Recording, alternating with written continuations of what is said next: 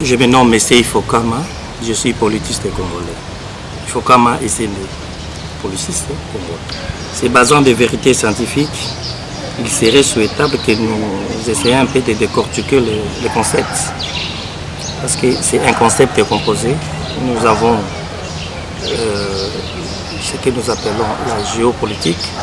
Et donc il y a la géographie qui se sous-entend là-bas et puis la politique. La notion de la géographie se rapporte à la description des espaces d'une population à une autre. Et puis la politique, c'est bien le pouvoir. Alors, s'il faut mélanger les deux, c'est donc quoi? Un pouvoir qui tient compte des contrées, des espaces géographiques. Alors que nous savons tous que l'État, c'est donc une œuvre des hommes. C'est l'émanation de l'homme. L'État est, si vous voulez, créé, sinon fondé par les hommes. Vous avez vu la démarche que nous avons faite en 2006 ici. Après quoi, nous sommes allés dans la votation pour pouvoir, n'est-ce pas, donner notre accord sur la Constitution. C'est de par ces contrats-là qu'est né l'État congolais. Mais l'État est né, mais l'État est composé de quoi? L'État est composé de la population, des territoires et d'un pouvoir. Un pouvoir qui est représenté, mais on sous-entend que chaque population dont l'État a fait allusion avait déjà un pouvoir traditionnel, un pouvoir qui s'est rapporté au terre. Si j'ai fait allusion par exemple à la nation Congo, ou le peuple Congo, ou encore l'ethnie Congo, eh bien cette ethnie-là a un pouvoir traditionnel. Vous entendez parler des nés Congo et consorts. C'est-à-dire quoi? C'est un pouvoir qui existait bien avant l'arrivée de ce que nous appelons l'État. S'il faut revenir un peu en arrière, aujourd'hui nous parlons de la RDC comme État. Mais avant de parler de la RDC, nous avons parlé de la République du Zaïre. Vous savez, c'était aussi l'ex-État, l'État ici, dans la société congolaise. Nous avons aussi le temps de parler de la République démocratique du Congo de l'époque.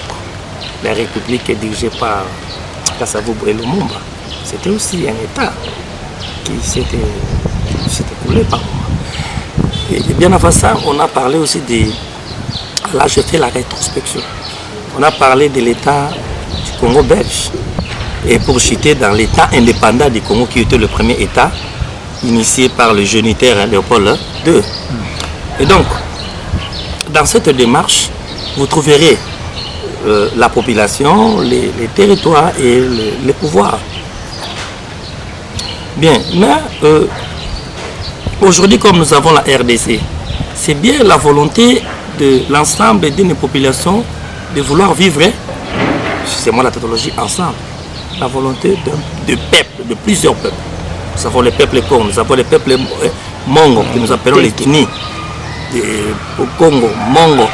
Chaque peuple avec ses tribus. Nous avons le peuple Luba. Ici, donc, ce que je donne comme contenu du peuple, c'est la nation.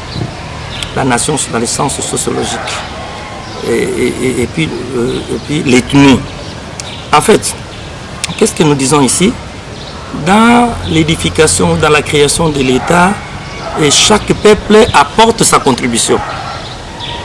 Le peuple Congo nous a amené les territoires du Congo central et une partie du territoire des Bandundu, l'ex-Bandundu. Nous avons le peuple Mon ou l'ethnie Mon qui nous a amené l'Équateur, la province orientale et j'en passe. Il y a même certains peuples Mongo qui sont au Kassai qu'on appelle les Tétés là. Ça vous comprenez, je ne vais pas revenir dans l'histoire. Alors, maintenant, l'ensemble de ces peuples-là, à chaque peuple, il y a un pouvoir. Maintenant, avec la volonté de vouloir vivre ensemble, nous avons un seul pouvoir national qui est donc l'État congolais. Alors maintenant, regardez. Parce que chaque peuple a un espace géographique, eh bien, lorsque le pouvoir de l'État, qui est donc un pouvoir, si vous voulez, national, venant de tout l'ensemble de la communauté, et ce pouvoir doit tenir compte de ressortissants, des opinions de chaque ressortissant. Voilà pourquoi on parle de la géopolitique. Donc, un pouvoir, il va devoir tenir compte, sinon il va mettre l'oreille qui va disposer l'écoute pour quelle est l'opinion pour le peuple tel, le peuple tel, le peuple. Donc, parce que nous sommes un État multination. Alors, ce que j'appelle des nations, comme je venais de le dire tantôt, ce sont des peuples. Un État multipeuple qui va devoir, n'est-ce pas, se concrétiser à un seul peuple qu'on appelle le peuple congolais. C'est la raison pour laquelle, dans les institutions, nous avons aussi besoin de cet équilibre des opinions. Parce qu'ici, le législateur congolais a refusé quoi? Il n'a pas voulu un parti politique en connotation tribale. Par exemple, un parti politique de telle tribu, comme c'était autrefois, Baïli Kolo, Alliance Débat. Vous voyez, ce genre de choses.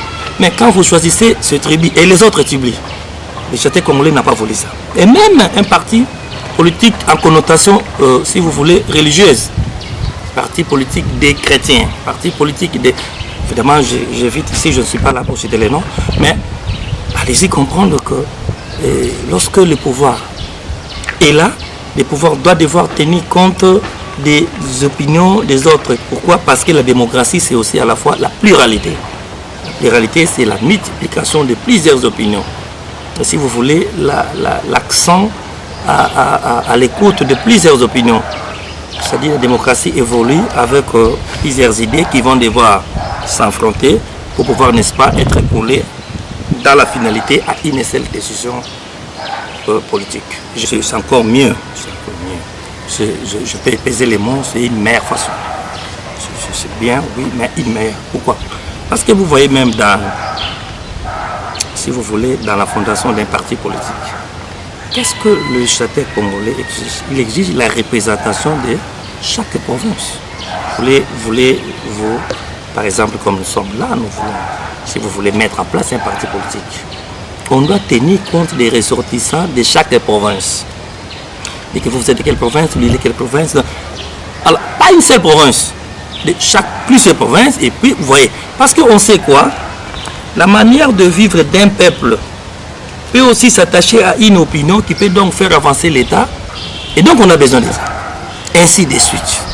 Et c'est comme ça que cette méthode-là, aujourd'hui utilisée dans l'État congolais, dans les institutions politiques, dont les personnages qui sont les personnages, si vous voulez, politiques ou administratifs, dans les affaires ou dans la gestion de l'État, venant de plusieurs provinces, vont devoir, n'est-ce pas, s'associer pour mettre ça ensemble, de manière à ce que nous ayons une opinion moyenne qui va devoir, n'est-ce pas, faire triompher le pays.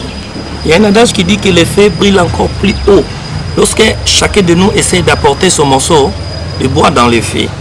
Voilà un peu la géographie politique, donc un pouvoir qui va devoir tenir compte des opinions venant de plusieurs coins du pays, de plusieurs provinces, de plusieurs entités, ainsi de suite. Un mot pour tous ceux qui disent que non, c'est une mauvaise façon de faire les choses.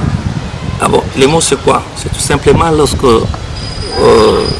un concept est sorti, il faut toujours dégager la différence.